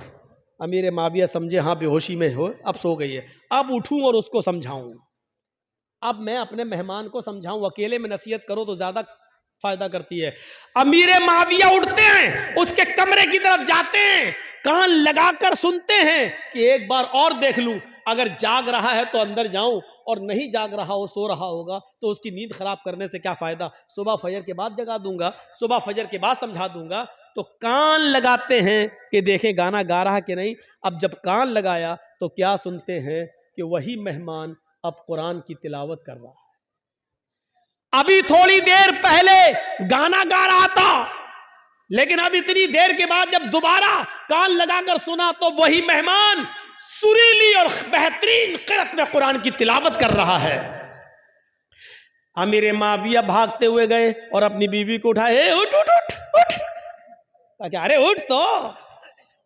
अरे मैं इतनी गहरी नींद में सो रही थी, तुमको क्या सुबह नाश्ता हमें बनाना है, दोपहर में खाना हमें बनाना है, मेरी जान पर इतने काम पड़े हुए हैं, तुमने मुझे उठा दिया। अरे इधर आओ। क्या है? सुन सुन, कहने जासूसी करना तो मना है, फिर क्यों करवा रहे हो? अरे कर तो पहले सुन, तो खुद मना करते हो, खुद सुनवाते भी हो। कहां पहले सुन। बड़ा बहरूपिया है ये तो। क्या अभी तो गाना गा रहा था, कुरान पढ़ रहा है? कहां? अच्छा ये बताओ जासूसी क्यों करवाई? कहा मेरी बीवी, जासूसी यकीनन मना है, लेकिन हम में और तुम में फर्क है। तुमने मुझे मेरे भाई की बुराई दिखलाई, तुमने मुझे मेरे भाई की बुराई दिखलाई, और मैंने तुम्हें अपने भाई की खूबी दिखलाई। अल्लाह के नबी फरमाते हैं, बुराइयों पे पर्दे डालो और खूबियों को बयान किया करो। हम खूबी बयान कर रहे हैं, देखो ये मेरे भाई की एक अलामत। वो तो ठीक है, लेकिन बहरूपिया गाना क्यों गा रहा था? का सुबह निपटेंगे। फजर की नमाज दोनों ने जमात से पढ़ी, और फजर की नमाज के बाद अमीर माविया ने उससे रात का मंजर बयान किया कि तुम गाना गा रहे थे और बाद में कुरान। तो उसने कहा, जब आपको मालूम ही हो गया है तो सुन लो, मुझे बहुत टेंशन है, मेरी जिंदगी गमों में घुली जा रही है, मुझे एक पल भी सुकून नहीं मिलता है, इतने टेंशन है, इतने गम है। जब मुझे बहुत ज्यादा गम होते हैं और जब गमों की वजह से मुझे नींद नहीं आती है, करवटें बदलता रहता हूं, तो फिर मैं गुनगुनाने लगता हूं, गाना गाने लगता हूं, अपना दिल बहलाने की कोशिश करता हूं, लेकिन गाना गाने की वजह से मेरे गम और बढ़ते जाते हैं, मेरी उलझनें और बढ़ती जाती हैं। फिर मैं वुजू बनाता हूं और कुरान की तिलावत करना शुरू कर देता हूं, इसलिए कि अल्लाह ने फरमाया अला बिज़िक्रिल्लाहि तत्मइन्नुल कुलूब, अल्लाह का जिक्र करने से ही दिलों को सुकून मिलता है। इसलिए मैं दिल को सुकून हासिल करने के लिए मैं कुरान की तिलावत करने लग जाता हूं। अमीर माविया ने कहा जिंदगी से लड़ना सीखो, जिंदगी से लड़ना सीखो, गमों को पछाड़ना सीखो। गम हर इंसान की जिंदगी में आ सकते हैं, इससे लड़ना सीखो, गमों पर सब्र करो। और जब तुम्हें गम बहुत ज्यादा जाया करें और जब तुम्हें सोने न दिया करें तो तुम कुरान पढ़ लिया करो, इसलिए कि अल्लाह के ताला ने कहा है कुरान का की तिलावत ही तुम्हारे दिलों को सुकून पहुंचा सकती है, तुम्हारे दिलों को सुकून दे सकती है। जिन लोगों को टेंशन बहुत रहता है, सुन लो, जिन लोगों को बहुत ज्यादा दिमागी उलझन रहती है, जो लोग बहुत ज्यादा दिमागी टेंशनों के शिकार हैं, मेरी 3 बेटियां 4 बेटियां बड़ी हैं, जवान है, शादी नहीं हो रही है, मेरा बच्चा बड़ा हो गया है, शादी के लायक हो गया, फिर भी माँ बाप की बात नहीं सुनता है, फिर भी घर देर से आ रहा है, जिनको 50 किस्म के गम खाए जा रहे हैं, उनको एक दुआ सिखला कर जा रहा हूं। ये दुआ को अपना वजीफा बना लो, ला हौला वला कुव्वता इल्ला बिल्लाह। बस इतनी सी दुआ है, इस दुआ को उठते बैठते पढ़ते रहा करो। अल्लाह के नबी फरमाते हैं ये ला हौला वला कुव्वता इल्ला बिल्लाह, ये 99 बीमारियों की दवा है, और सबसे हल्के दर्जे की बीमारी यह है कि इंसान के गम नहीं दूर हो रहे हो, इंसान को टेंशन हो, तो ये सबसे हल्की बीमारी है जो इस दुआ से चली जाती है। इससे बड़ी बड़ी 98 बीमारियां और हैं जो इस दुआ के पढ़ने से जाएंगी। मेरे भाइयों, ये दुआ को हमारी माँ बहनें भी याद कर ले, आप भी याद करिए। टेंशन की ये दुआ है, जहनी उलझन की ये दुआ है, गम और उलझन, और जिसके दिमाग में हजारों किस्म के ख्यालात आते हैं, उसकी जिंदगी में सुकून नहीं, तो वो ये दुआ पढ़ता रहे, ला हौला वला कुव्वता इल्ला बिल्लाह। और साथ में ये दुआ भी अगर मिला सकता है तो मिला ले, या मुसर्रिफल कुलूबी सर्रिफ कल्बी अला दीनिक, ऐ दिलों के पलटने वाले मेरे दिल को अपने दीन की तरफ, अपने मजहब की तरफ, इस्लाम की तरफ पलट दे, मेरा दिल इधर उधर नहीं, सिर्फ अपने दीन की तरफ लगा दे। ये दोनों दुआएं आप इसको अपना वजीफा बनाइए। दोनों नहीं पढ़ सकते तो एक दुआ ला हौला वला कुव्वता इल्ला बिल्लाह, इसको ही अपना वजीफा बना लीजिए। बेहतर है कि दोनों पढ़ें, दोनों नहीं पढ़ सकते तो कम से कम एक दुआ पढ़िए। ये जहनी उलझनों को दूर करने की एक दुआ है। तो मेरे भाइयों, अमीर माविया ने अपनी बीवी से क्या कहा, तुम्हें किसी के अंदरूनी खाने से क्या मतलब और बदगुमानी करने से क्या फायदा, नहीं तुम्हें कुछ नहीं करना है, तो बदगुमानी हमें और आपको नहीं करना है। या अय्युहल्लज़ीना मनुज्तनिबू कसीरम मिनज़्ज़न इन्न बअज़-ज़न्नि इस्म, ईमान वालों तुम एक दूसरे से ज्यादा बदगुमानी मत किया करो, इसलिए कि बहुत सी बदगुमानियां इंसान को गुनाहगार बना देती हैं। हम किसी के बारे में बुरा सोचेंगे तो बदगुमानी होगी, और बदगुमानी इंसान को गुनाहगार बना देती है। मेरे भाइयों, इस्लाम के अंदर दाखिल हो जाइए, एक दूसरे की हमदर्दी अपनाइए, एक दूसरे के हमदर्द बनिए। और साथ में मैंने शुरू किया था कि जो नमाज किसी भी हाल में माफ नहीं है, मेरे भाइयों, उस नमाज के लिए हमें और आपको हर वक्त तैयार रहना चाहिए। मैंने सुबह जुमे के खुतबे में कहा था कि अगर गांव में कोई लड़का किसी लड़की को लेके भागता, उसकी पंचायत हो जाती है, तो गांव में सरदार को चाहिए कि अगर कोई आदमी नमाज नहीं पढ़ता है तो उसकी भी पंचायत होनी चाहिए, उसके ऊपर भी जुर्माना आयद होना चाहिए। नमाज दीन का हम सुतून है, और ये जलसा भी मस्जिद की तामीर और तरक्की के लिए किया गया है। मेरे भाइयों, शायद आपको मालूम होगा मस्जिद बनाने का सवाब कितना ज्यादा है। आपको ये एक चीज की तरफ मैं इशारा कर दूं, और इस बात को सुनिए, आप ताज्जुब करेंगे। मस्जिद नबवी जब बनकर तैयार हुई, मस्जिद नबवी आप जानते कैसी थी? खजूर के पत्तों की छत। अरे ये तो बहुत अच्छी है, ये जो आपने पर्दा डाला ये तो बहुत अच्छा। खजूर के पत्तों की छत, ये हवा चलती थी तो पत्ते उड़ जाते थे। अल्लाह के रसूल सजदे में, अल्लाह के नबी ने कहा अल्लाहु अकबर, नमाज पढ़ाई, रुकू में गए, हवा तेज हुई, समी अल्लाहु लिमन हमीदा का, हवा और तेज हुई। अल्लाहू अकबर कहकर सजदे में सर रखा। हवा इतनी तेज हुई कि खजूर के पत्तों की छत उड़ गई, आसमान से पानी गिरने लगे और पानी के कतरे जमीन पर गिरते जमीन से मिट्टी उटकती और मुहम्मदुर रसूलुल्लाह के चेहरे पर पड़ती। अल्लाह के नबी ने जब नमाज पढ़ाकर सलाम फेरा, सलामु अलैकुम बरहमतुल्लाह, सलामु अलैकुम बरहमतुल्लाह, और चेहरा जब सहाबा की तरफ किया, सहाबा ने उस चेहरे पर मिट्टी लगी हुई देखी, जिस चेहरे को कभी देखकर हसन इब्ने साबित ने कहा था, व अहसन मिनका लम तरा कत्तु ऐनी व अजमल मिनका लम तलिद निसाउ, दुनिया में आपसे ज्यादा हसीन बेटा पैदा ही नहीं हुआ और आपसे ज्यादा खूबसूरत बच्चा दुनिया की किसी औरत ने पैदा ही नहीं किया।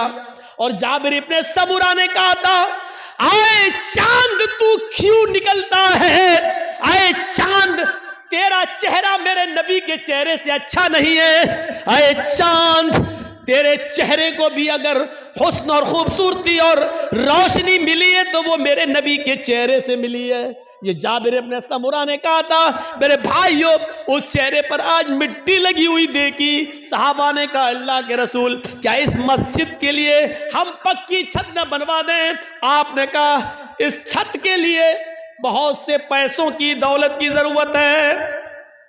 सहाबा किराम ने ताउन करना चाहा। हजरत उस्मान गनी उठे और फरमाया, किसी एक से भी लेने की जरूरत नहीं है, इस मस्जिद नबवी की पूरी तामीर मेरी जिम्मेदारी है। एक आदमी हर साहबी देना चाह रहा था, लेकिन एक ही साहबी ने कहा, बस जितना भी खर्चा होगा मैं लगाऊंगा। क्या आपके इलाकों में ऐसे सरदार नहीं मिलेंगे, ऐसे सरपंच नहीं मिलेंगे, ऐसे अमीर लोग नहीं मिलेंगे जो मस्जिद की एक एक चीज ले लें? दीवार हम खड़ी कर देंगे, पत्थर हम लगवा देंगे, ये हम करवा देंगे, वो हम करवा देंगे।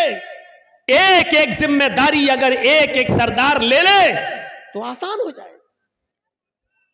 हजरत उस्मान गनी ने अकेले कर दिया। और सोचो, उस मस्जिद नबवी के बनने के बाद भी अल्लाह की कसम उस मस्जिद के अंदर फिर महीने नहीं, कई 1 या 1.5 साल का अरसा ऐसा गुजर गया कि मस्जिद बनने के बाद मदीने के सहाबा के पास इतना तेल नहीं था कि इशा की नमाज के वक्त चिराग जलाया जा सके और नमाज पढ़ने वालों के लिए नमाज के वक्त चिराग जलाकर चिराग बुझा दिया जा सके। 1 साल 1.5 साल तक मस्जिद नबवी के बनने के बाद भी मेरे भाइयों इशा की और फजर की नमाज अंधेरे में पढ़ी गई, अंधेरे में पढ़ी गई। एक दिन अल्लाह के रसूल इशा की नमाज पढ़ाने के लिए आए तो क्या देखते हैं, क्या देखते हैं कि मस्जिद के कोने में चिराग जल रहा है। इशा की नमाज पढ़ाने के लिए जब आते हैं तो मस्जिद के कोने में चिराग जलता हुआ देखते हैं। उस चिराग की रोशनी में आज इशा की नमाज के वक्त जितने सहाबा मस्जिद नबी में जमा है, आज आप उनके चेहरों को देख रहे हैं। आपने पूछा, ये चिराग किसने जलाया? इस मस्जिद नबवी में आज ये चिराग किसने जलाया? कौन लेके आया? एक सहाबी उठते जिनका नाम तमीमदारी है। वो सहाबी उठते और कहते हैं, अय अल्लाह के नबी, ये चिराग मैंने जलाया है, मेरे पास फाजिल तेल था, मेरा खर्चा अपने घर का चल जाएगा। मैंने देखा कि अल्लाह के घर में अंधेरा रहता है, मैं तेल ले आया, मैंने चिराग बनाया और जला दिया। अय अल्लाह के रसूल सल्लल्लाहु अलैहि वसल्लम, ये चिराग मैंने जलाया है। अगर चिराग की रोशनी में नमाज पढ़ना नाजायज हो या गलत हो तो मुझे माफ कर दीजिए, मैं ले जाऊंगा। अल्लाह के नबी ने कहा, नहीं आए तमीम, नहीं, नाजायज नहीं है, बल्कि तुमने आज बहुत बड़ा काम किया है। आपने नमाज पढ़ाई और नमाज पढ़ाने के बाद साहबा की तरफ चेहरा किया और चेहरा करने के बाद फरमाया, आए तमीम, आए तमीम, कद नव्वरतल इस्लाम। आए तमीम, तूने आज मस्जिद नबवी को रोशन नहीं किया है, तूने आज सिर्फ अल्लाह के घर को रोशन नहीं किया है, आज तूने चिराग जलाकर पूरा इस्लाम चमका दिया है, पूरा इस्लाम रोशन कर दिया है, पूरे इस्लाम को एक नई रोशनी दे दी है। मेरे भाइयों, जब जब मस्जिद के अंदर एक छोटा सा चिराग जलाने पर इस्लाम की रोशनी करार दे दिया गया है, तो मस्जिद में बढ़ चढ़कर हिस्सा लेना कितना बड़ा सवाब होगा।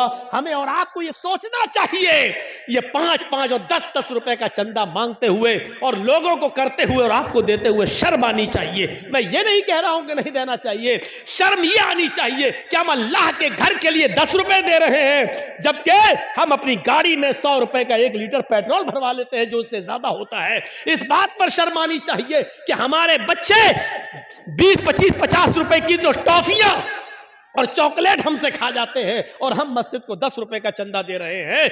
मेरे भाइयों, मेरा वक्त 1 बजे तक खत्म हो चुका है, लेकिन आपसे चलते चलते इतना जरूर कहूंगा कि मुझे थोड़ी देर 10 मिनट तक स्टेज पर रहना है। 10 मिनट तक मैं अपनी मोहब्बत का इजहार देखना चाहता हूं। आप जो 20, 22, 25 साल से मुझे यहां बुला रहे हैं, इस मस्जिद के लिए चंदा किया गया है, इन दोनों हदीसों को मैंने आपके सामने पढ़ के सुना दिया है। अब यह देखता हूं आपका जज्बा, आपका ईमान और अपनी मोहब्बत की आपको मेरे ताल्लुक से आपके दिल में क्या मोहब्बत है कि सिर्फ नाम के जर्जीत साहब मशहूर है या मेरी बात को भी आप उसका भी लिहाज रखते हैं। 10 मिनट में आप मेरे हाथ पर कितना पैसा ला सकते हैं इस मस्जिद के लिए, ये मुझे आज आपकी मोहब्बत देखना है। अपने ताल्लुक से भी और इस्लाम के ताल्लुक से भी माइक नहीं रहेगा। हम उस तरीके की दुआएं भी नहीं देते कि अल्लाह तुम्हारे रिस्क में बरकत दे, अल्लाह ये करे ना। हम चंदा करते वक्त इस तरीके की दुआओं को हम जायज समझते हैं। हम तो बस इतना जानते हैं, आप लाइए और खुद दिल में नियत कर लीजिए कि ये सवाब किसको पहुंचाना चाहते हैं आप, और आपके दिल की नियत के मुताबिक आप खुद चंदा दीजिए, ताबुन कीजिए। आप जो नियत करेंगे आपको आपकी नियत के मुताबिक सवाब मिलेगा। अगर आप चाहते हैं कि मेरे माँ बाप को सवाब मिले, तो आप ये दिल में नियत करिए कि अल्लाह इस मस्जिद में ताबुन का सवाब मेरे माँ बाप को दे। आप खुद चाहते हैं तो आप अपनी नियत करिए, पूरे घर को मिले तो पूरे घर की नियत करिए। हम अल्लाह से दुआ करते हैं कि बारे इलाह हमारे अंदर एक दूसरे की हमदर्दी पैदा फरमा दे, हमारे अंदर एक दूसरे की गमख्वारी पैदा फरमा दे, हमारे अंदर एक दूसरे की इंसान हमदर्दी पैदा फरमा दे, और अल्लाह हमें आपस में भाई भाई बना दे। एक दूसरे की तकलीफ को एक दूसरे की तकलीफ समझने की तौफीक अता फरमा। सिर्फ 10 मिनट हम आपका इंतजार करेंगे और आपका ताबुन देखेंगे। अल्लाह जब तक हमें जिंदा रखे, इस्लाम पर जिंदा रखे, और जब हमारा खात्मा हो तो ईमान पर हमारा खात्मा फरमाए। वमा अलैना इल्लल बलागुल मुबीन व आखिरु दावाना अनिल हम्दुलिल्लाहि रब्बिल आलमीन। अस्सलामु अलैकुम व रहमतुल्लाहि।